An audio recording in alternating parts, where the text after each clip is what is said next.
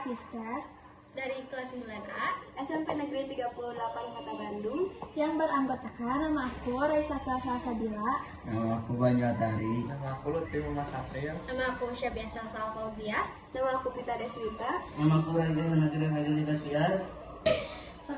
Pada episode 5 kali ini kami akan membahas tentang bab 5 Bahasa Indonesia kelas 9 Kurikulum Merdeka yang berjudul Menuju Laut dengan kami sebagai. Halo, nama aku Raisa Salsabila berperan sebagai narasumber. Halo, nama aku Banyu Atari berperan sebagai host. Perkenalkan, nama saya Rai Ehan Nazir Rajali Batiar berperan sebagai pembuat naskah. Halo, nama saya Lutfi Muhammad Sapril. Saya berperan sebagai kameramen. Halo, nama aku Syabian Salsal Fauzia. Aku berperan sebagai produser. Nama aku Pita Deswita sebagai editor.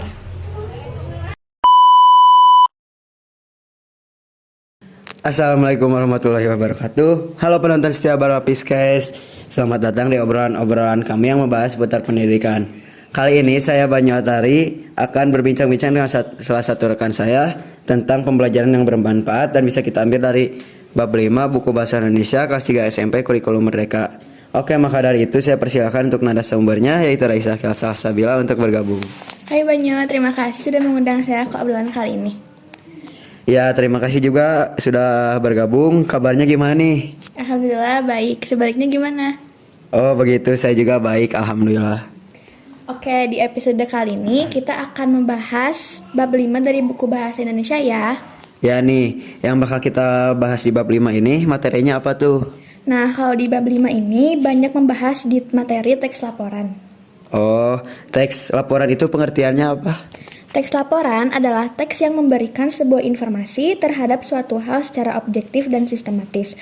Tujuan dari teks laporan ini untuk menyampaikan hasil sebuah pengamatan, penelitian, ataupun kegiatan lainnya kepada pembaca. Jadi untuk informasi yang diterima pembaca ya? Ya, benar. Ciri-cirinya apa aja tuh yang jadi ciri khas di teks laporan ini? Ciri-ciri teks laporan itu terbagi menjadi 3 loh. Oh, ada apa aja tuh? Jadi, ciri-ciri dari teks laporan ini dimulai dari pertama bersifat objektif, kedua adalah universal, dan yang terakhir adalah terstruktur. Oh, begitu.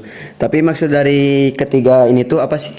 Jadi gini, yang pertama itu kan bersifat objektif. Maksudnya itu seperti menyajikan fakta sesuai kenyataan tanpa opini pribadi. Yang kedua itu universal. Universal ini seperti membahas sesuatu secara umum atau bukan kasus spesifik. Dan yang ketiga itu terstruktur. Maksud dari terstruktur ini tuh memiliki bagian pembuka, isi, dan penutup. Nah, jadi gitu maksudnya.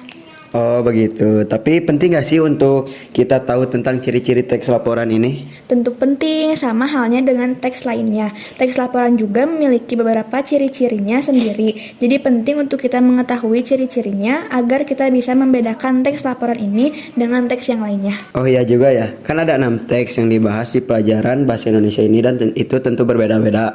Jadi penting bagi kita untuk mengetahui satu persatu mengenai teks-teks yang dibahas di dalam buku bahasa Indonesia ini ya. Iya, betul sekali Banyu. Supaya tidak tertukar dan kita jadi lebih paham dan mengerti juga. Ya, kita balik ke topik ya. Kalau strukturnya tuh ada apa aja sih? Kalau struktur dari teks laporan ini tuh terbagi menjadi 4 bagian. Oh, ada 4. Apa aja tuh? Yang pertama ada pendahuluan, yang kedua isi, yang ketiga kesimpulan, dan yang keempat itu ada saran. Coba jelaskan dong maksudnya tuh kayak gimana biar teman-teman di rumah lebih paham nih. Oke, jadi gini, yang pertama kan pendahuluan. Nah, pendahuluan ini berisi tentang latar belakang, tujuan, dan ruang lingkup laporan. Kalau yang kedua? Yang kedua itu isi. Isi berisi mengenai informasi tentang kegiatan, peristiwa, atau hasil penelitian. Oke, lanjut yang ketiga itu gimana? Oke, yang ketiga itu kesimpulan. Kesimpulan ini berisi tentang kesimpulan dari informasi yang disampaikan. Oh, yang terakhir gimana nih? Yang terakhir itu adalah saran. Maksud dari saran ini ialah berisi tentang saran atau rekomendasi yang dapat diambil dari kesimpulan. Nah, jadi gitu penjelasannya. Nah, itu dia guys penjelasannya. Jangan lupa dicatat dan dipahami ya. Iya guys, biar gak lupa. Oh iya, dalam menyusun teks laporan juga ada beberapa hal yang perlu diperhatikan loh. Oh, jadi gak bisa seenaknya ya dalam membuat teks laporan ini. Iya dong, ada 4 hal yang harus diperhatikan dalam penyusunan teks laporan ini. Oh, ada apa aja itu? Jadi gini, yang pertama itu menggunakan bahasa yang formal dan objektif. Yang kedua, menyusun struktur teks yang jelas dan sistematis. Yang ketiga, menggunakan data dan fakta yang akurat. Dan yang keempat, menghindari kesalahan penulisan dan tata bahasa. Emangnya contoh dari teks laporan ini tuh kayak gimana?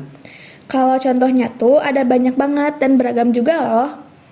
Ada apa aja tuh? Coba sebutin beberapa. Teks laporan ini bisa seperti laporan kegiatan, laporan penelitian, laporan perjalanan, laporan keuangan, dan lain sebagainya. Oh, itu ternyata guys contoh dari teks laporan ini. Iya, teks laporan ini juga terbagi menjadi beberapa loh. Apa aja tuh? Jadi, teks laporan ini terbagi menjadi beberapa. Secara umum, teks laporan ini terbagi menjadi 3. Namun, ada juga sumber yang mengatakan bahwa teks laporan ini terbagi menjadi 4 atau 5 jenis. Coba kita bahas yang umum-umum dulu deh. Kalau secara umum itu terbagi menjadi 3 jenis. Yang pertama, laporan faktual. Yang kedua, laporan analitis. Dan yang ketiga adalah laporan eksplanatif. Laporan faktual, analitis, dan eksplanatif itu apa sih? Oke, kita bahas satu-satu ya. Yang pertama, laporan faktual. Laporan faktual ini adalah laporan yang berisi mengenai informasi tentang kejadian atau peristiwa yang terjadi. Oh, kalau contoh laporan faktual ini kayak gimana? Contohnya itu kayak laporan kegiatan, laporan perjalanan, atau laporan kejadian. Oh gitu, kalau laporan analitis kayak gimana? Kalau laporan analitis itu laporan yang berisi analisis atau penafsiran tentang data atau informasi yang terkait dengan suatu topik atau masalah. Kalau contohnya gimana? Contohnya itu kayak laporan penelitian, laporan keuangan, atau laporan pasar. Oke, yang terakhir nih, laporan eksplanatif itu kayak gimana sih? Oke, kalau laporan eksplanatif itu adalah teks laporan yang berisi penjelasan atau deskripsi tentang suatu topik atau masalah. Begitu. Contohnya itu kayak gimana tuh? Contohnya itu kayak laporan tentang suatu proses, laporan tentang suatu teknologi, atau laporan tentang suatu konsep gitu deh. Oh gitu ya. Di dalam teks laporan ini ada apa lagi sih? Nah, ada kayak yang pertama itu pernyataan umum. Itu tuh gambaran umum atau klarifikasi tentang objek yang dilaporkan. Ada lagi nggak? Ada juga deskripsi bagian. Kalau ini tuh penjelasan cukup rinci gitu tentang aspek-aspek yang diamati, termasuk seperti ciri-ciri fisik, perilaku, atau bahkan fungsi juga bisa. Contoh deskripsi bagian itu gimana sih? Nah, kalau dari teks laporan tuh deskripsi bagiannya seperti kalau ada bagian kayak gini. Panda memiliki bulu hitam putih, beratnya mencapai 150 kilo, dan mereka mengonsumsi bambu sebagai makanan utama. Oh begitu ya. Macam-macam juga ya yang ada di balik teks laporan. Ya, soalnya teks laporan ini juga pastinya punya manfaat yang banyak sekali. Iya sih, ya karena teks ini tuh emang perlu dipergunakan juga. Bahkan sering ya. Iya, betul sekali. Kalau beberapa manfaat boleh gak disebutkan? Oh, boleh sekali. Jadi guys, kalau kita mempergunakan teks laporan juga, itu manfaatnya mulai dari kita bisa merekam hasil penelitian, observasi, atau percobaan secara sistematis. Yang kedua, kita juga bisa memudahkan pelacakan informasi jika dibutuhkan kembali di masa depan. Wow, manfaatnya juga banyak dan tentunya akan sangat berfungsi dan berguna sekali. Ya buat kita gunakan di kehidupan sehari-hari. Iya, makanya teman-teman jangan lupain teks ini ya. Pakainya juga secara benar dan teratur. Contohnya juga bisa kita pergunakan di lagu ini. Ini nih contohnya.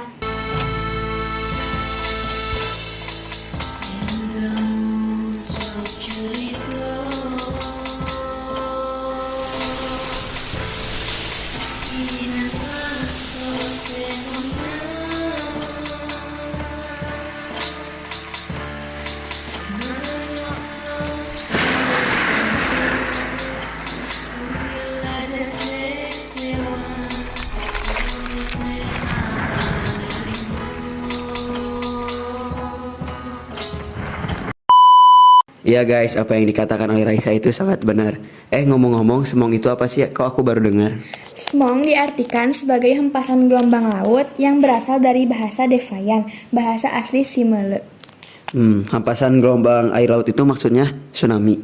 Iya betul, tsunami dengan magnitud 7,6 tersebut menjadi mimpi buruk sekaligus pelajaran berharga bagi masyarakat Simele.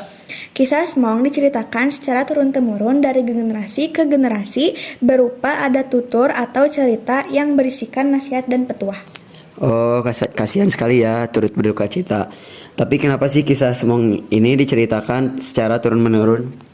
Secara historis, Mong merupakan kearifan lokal dari rangkaian pengalaman masyarakat Simele pada masa lalu terhadap bencana gempa bumi dan tsunami. Oh, seperti itu ya. Tapi kok kayak ada beberapa kata yang aku baru dengar, kayak nggak familiar gitu loh aku dengarnya. Mungkin kamu baru dengar kata-kata itu? Ya nih, jadi nggak tahu apa artinya. Oh gitu, tenang aja. Kalau kamu ngerasa bingung karena nggak tahu artinya, kamu bisa mencari arti kata itu di KBBI loh. Oh gitu. Ya, nih aku kasih contohnya ya. Kata mana yang baru kamu dengar dan kamu nggak tahu artinya? Apa ya? Oh, histori sama petuah. Nah, arti dari kedua kata itu apa sih? Oke, kita bahas satu-satu ya. Jadi yang pertama, menurut KBBI, historis itu adalah berkenalan dengan sejarah, bertalian atau ada hubungannya dengan masa lampau atau bersejarah. Oh, jadi gitu ternyata artinya. Ya, kalau yang kedua, menurut KBBI, petuah adalah nasihat yang alim atau pelajaran yang baik, gitu deh artinya. Oh, aku baru tahu loh. Ternyata kita bisa mencari arti kata yang tidak kita ketahui di KBBI. Tentu bisa dong, jangan lupa cobain ya guys. Ya, sangat membantu loh guys. Oh iya, di bab ini juga kita diajarkan untuk menganalisis visual poster loh. Wah, beneran. Tapi maksudnya menganalisis visual poster itu kayak gimana sih? Jadi contohnya itu seperti kita membandingkan antara dua poster. Terus kita analisis mulai dari teks pada poster, gambar yang ada dalam poster tersebut hingga informasi yang terkandung dalam poster tersebut. Oh, jadi kita melakukan analisis dari visual yang ada di posternya gitu ya? Iya, betul sekali. Oke. Nah, sekarang kita bakal beralih ke topik selanjutnya deh. Ada apa lagi nih? Oke, kalau sekarang bahas materi majas yang ada di dalam puisi gimana? Boleh aja. Nah, kalau majas itu apa? Majas dalam puisi itu gaya bahasa yang digunakan untuk memperindah makna, memperkuat emosi, dan menyampaikan pesan secara lebih imajinatif. Oh, begitu. Majas itu ada apa aja kira-kira? Majas itu banyak macamnya, contohnya majas perbandingan atau juga simile.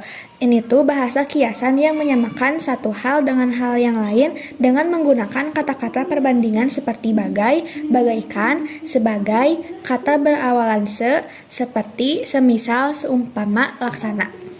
Oh, kalau contoh kalimatnya kayak gimana nih biar jelas? Contohnya dalam kalimatnya itu seperti cinta ayah sedalam laut, seluas langit. Ada lagi yang lain?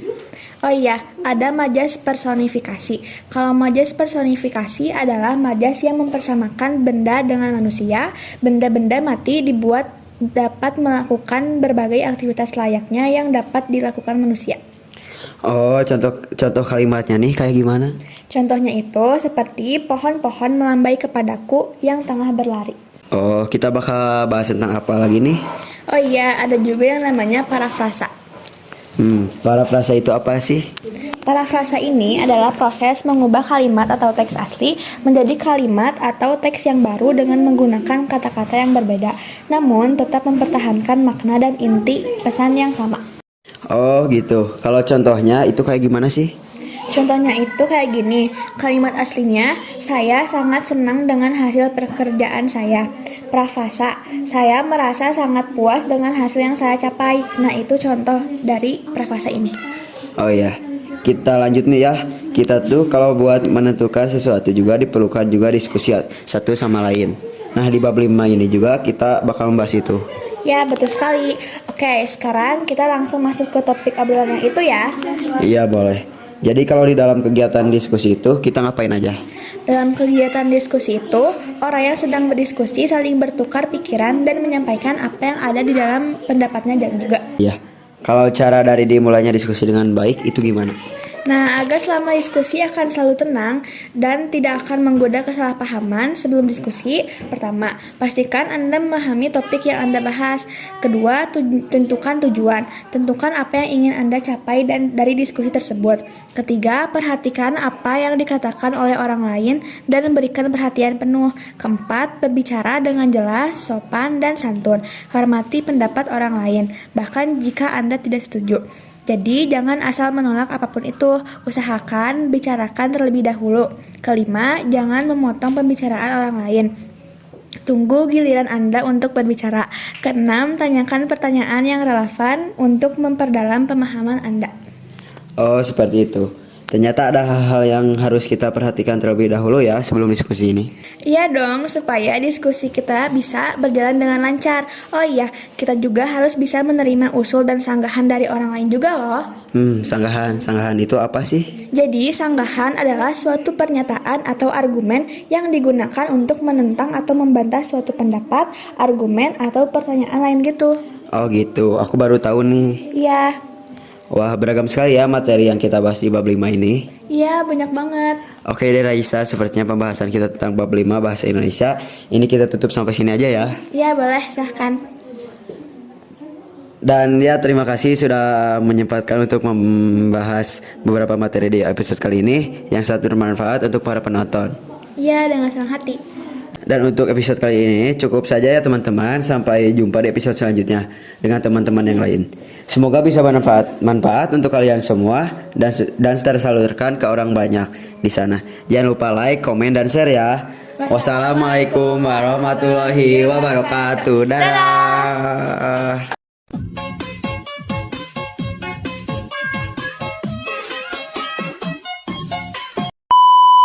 Secara historis, Mong merupakan kearifan lokal dari rangkaian pengalaman masyarakat Simele pada masa lalu terhadap bencana gempa, tsunami, dan bumi. Kita bakal bahas tentang apa lagi nih? Oh iya, ada juga yang namanya parafrasa.